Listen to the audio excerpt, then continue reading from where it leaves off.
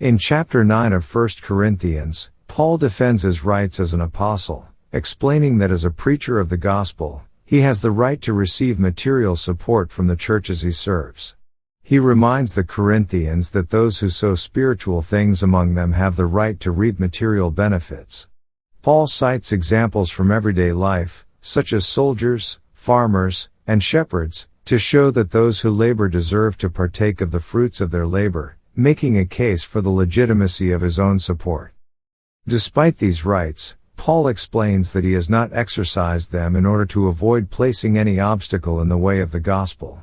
He and his companions endure hardship and work with their own hands to avoid being a burden, so that the message of Christ may not be hindered. Paul stresses that his primary focus is the advancement of the gospel, showing that service to God often requires self-denial and prioritizing spiritual gain over personal rights. Paul uses the metaphor of a race to illustrate the discipline necessary for a faithful Christian life. Just as an athlete exercises self-control in all things to receive a perishable crown, so Christians must exercise spiritual discipline to obtain an imperishable reward. Paul emphasizes the importance of self-restraint, training, and purposefulness, living with intentionally to serve God and win others to Christ, rather than pursuing personal gain or indulgence. Finally, Paul concludes by underscoring his commitment to becoming all things to all men so that he might save some. He adapts his approach to different audiences, whether Jews, Gentiles, the weak, or the strong, always seeking to bring others to Christ without compromising the gospel. Paul's example teaches believers the value of sacrifice, flexibility, and dedication in ministry, showing that the true goal of Christian labor is the salvation of souls and the glory of God, not personal advantage. Let's now read 1 Corinthians chapter 9. Am I not an apostle? Am I not free? Have I not seen Jesus Christ our Lord? Are not ye my work in the Lord? If I be not an apostle unto others, yet doubtless I am to you, for the seal of mine apostleship are ye in the Lord. Mine answer to them that do examine me is this.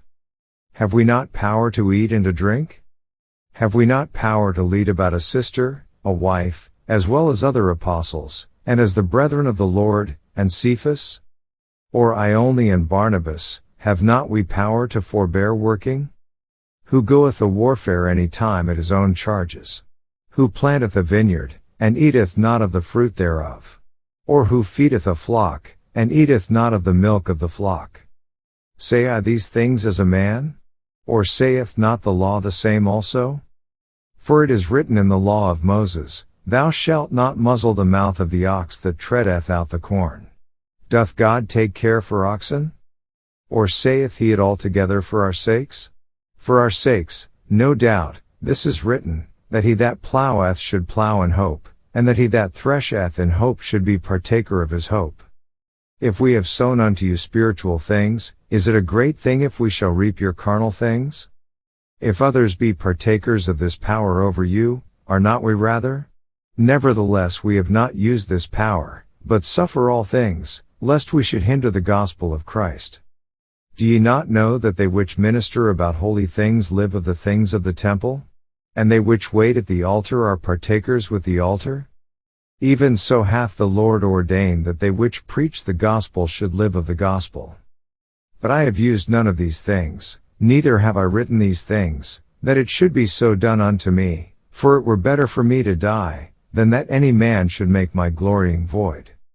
For though I preach the gospel, I have nothing to glory of, for necessity is laid upon me, yea, woe is unto me, if I preach not the gospel. For if I do this thing willingly, I have a reward, but if against my will, a dispensation of the gospel is committed unto me. What is my reward then? Verily that, when I preach the gospel, I may make the gospel of Christ without charge, that I abuse not my power in the gospel. For though I be free from all men, yet have I made myself servant unto all, that I might gain the more.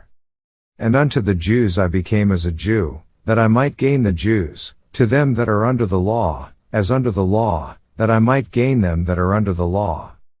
To them that are without law, as without law, being not without law to God, but under the law to Christ, that I might gain them that are without law.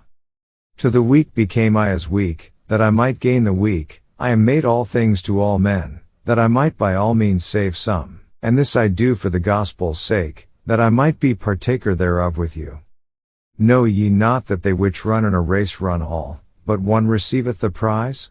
So run, that ye may obtain.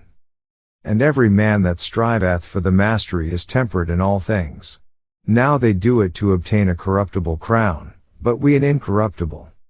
I therefore so run, not as uncertainly, so fight I, not as one that beateth the air.